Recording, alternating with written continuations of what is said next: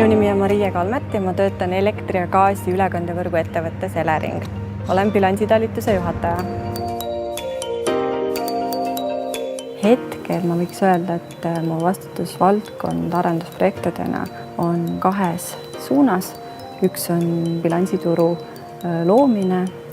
Täna ei ole enam ammu Eesti elektriturgu, on üle-euroopaline energiaturg. See tähendab seda, et turureeglid peavad olema üle Euroopa ühesugused. Läbirääkimised ja kohtumised ja veenmised ja uuesti metoodikate ümbertegemised, see on meie igapäevatöö. Ja teine valdkond on energiaturu andmevahetus. Tegeleme väga palju erinevate IT-platvormide loomisega, mis automatiseerivad tööd, nii et meie Eleringi spetsialistid ja insenerid saavad keskenduda põhimõtete väljatöötamisele. Töökeskkond on väga kaasaegne. Kui on soov teha kaugtööd või kodukontorit, siis see on igati aktsepteeritav.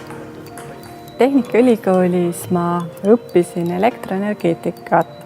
Minu jaoks oli väga suur väärtus see, et suur rõhk oli ülesannete lahendamisel ja praktikal, et ka siin töös ükskõik mida teha, on oluline osata valemeid kasutada. Mulle meeldib see pidev õppimine, valmisolek tegeleda uute valdkondadega. Väga tihti tuleb mulle ette selliseid päevi, kus ma saan rääkida kaasa kas tarkvõrgu teemal, juhtimiskeskuse teemal, liitumiste teemal, kommunikatsiooni teemal. Võimalusi on väga-väga palju. Iga päev on kordamatu.